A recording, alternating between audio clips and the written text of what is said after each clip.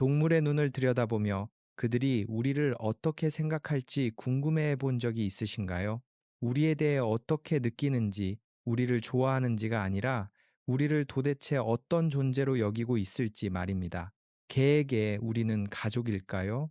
고양이에게 우리는 그저 자신을 모시는 집사일까요? 새에게 우리는 깃털 하나 없는 이상한 거인일까요? 그리고 야생동물에게 우리는 위협적인 존재일까요? 호기심의 대상일까요? 아니면 어떤 범주에도 들어가지 않는 너무나 혼란스러운 무언가일까요? 사실 동물들은 우리가 스스로를 바라보는 방식으로 우리를 보지 않습니다. 우리는 스스로를 이름과 직업, 휴대폰, 집, 그리고 복잡한 삶을 가진 사람이라고 생각하죠. 하지만 동물들은 그런 것들을 전혀 알지 못합니다. 그들은 우리의 냄새, 소리, 움직임, 반복되는 일상, 그리고 행동을 통해 우리를 판단합니다. 그러니 진짜 질문은 동물들이 인간을 이해하는가가 아닙니다. 그보다 더 나은 질문은 그들이 우리를 어떤 종류의 생명체로 생각하는가입니다. 먼저 개부터 시작해 보겠습니다. 개는 우리를 가장 잘 이해하는 동물일지도 모릅니다. 그들은 우리의 표정을 읽고 우리가 가리키는 손짓을 따르며 목소리를 알아듣고 기분의 변화를 감지할 수 있습니다. 개는 당신을 또 다른 개라고 생각하지 않습니다. 우리가 다르게 생겼고 다른 냄새가 나며 다르게 행동한다는 것을 이미 알고 있죠. 하지만 그렇다고 해서 우리를 자신의 사회적 세계와 분리된 존재로 본다는 뜻은 아닙니다.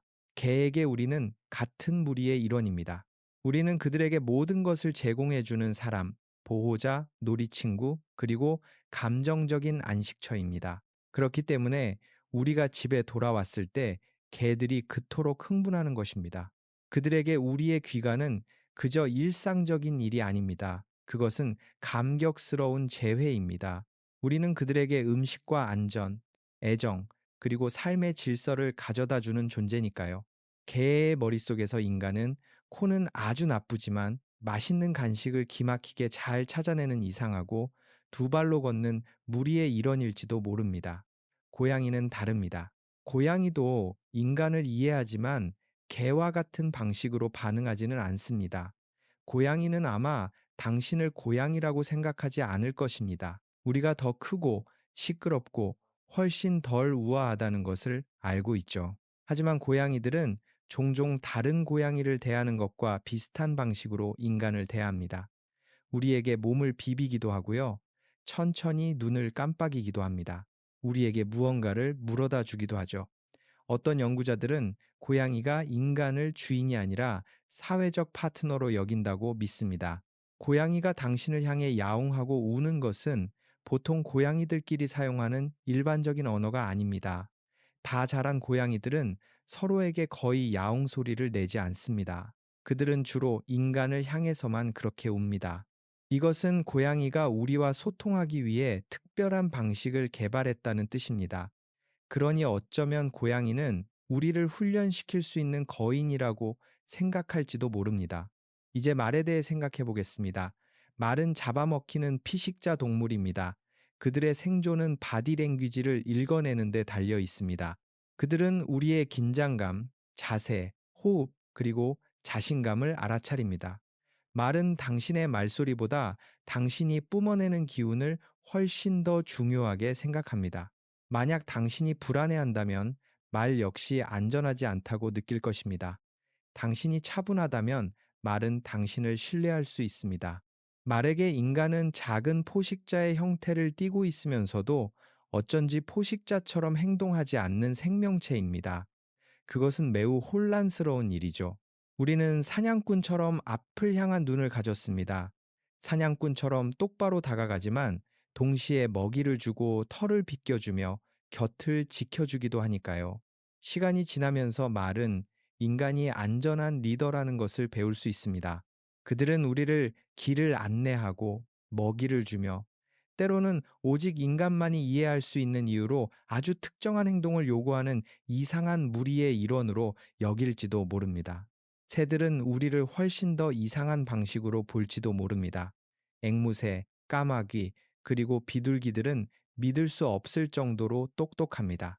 그들은 사람의 얼굴을 알아보고 문제를 해결하며 일부는 패턴과 도구, 그리고 사회적 관계까지 이해할 수 있습니다. 인간에게 괴롭힘을 당한 까마귀는 그 사람을 수년 동안 기억할 수 있습니다. 게다가 다른 까마귀들에게 위험하다고 경고를 보낼 수도 있죠. 즉, 까마귀에게 당신은 그저 흔한 인간 중 한 명이 아니라는 뜻입니다. 당신은 특정된 개인입니다. 친절한 사람은 안전한 사람으로 기억될 것입니다. 위협적인 사람은 위험한 사람으로 기억되겠죠. 앵무새는 인간과 깊은 유대감을 형성할 수 있습니다. 어떤 앵무새는 주인을 자신의 무리로 여길 수도 있습니다. 또 어떤 새는 짝이나 경쟁자 혹은 부모로 여길 수도 있죠. 새에게 우리는 이상한 목소리와 강력한 손을 가진 날개 없는 거대한 생명체입니다. 하지만 우리는 문을 열고 닫으며 먹이와 조명, 그리고 관심을 통제합니다. 그 사실이 아마도 우리를 매우 중요한 존재로 만들 것입니다. 이제 야생동물들이 우리를 어떻게 보는지 상상해 보겠습니다. 사슴은 당신의 성격에 대해 궁금해하지 않습니다. 당신이 어디서 일하는지에는 관심이 없습니다. 사슴은 그저 당신의 형태, 움직임, 냄새, 그리고 당신과의 거리를 볼 뿐입니다. 많은 야생동물에게 인간은 위협이거나 아니면 그저 배경음과 같은 두 가지 범주 중 하나에 속합니다. 도시에 사는 비둘기, 여우, 너구리, 다람쥐들은 종종 인간이 환경의 일부라는 것을 배웁니다. 우리는 먹이를 떨어뜨리는 움직이는 나무와 같습니다. 때로는 위험하기도 하죠. 때로는 유용하기도 합니다. 하지만 대부분의 시간 동안 우리는 그저 그곳에 존재할 뿐입니다. 도시의 다람쥐는 당신을 사람으로 보지 않을 수도 있습니다. 그저 간식이 나올 가능성이 있는 커다란 장애물로 볼지도 모릅니다.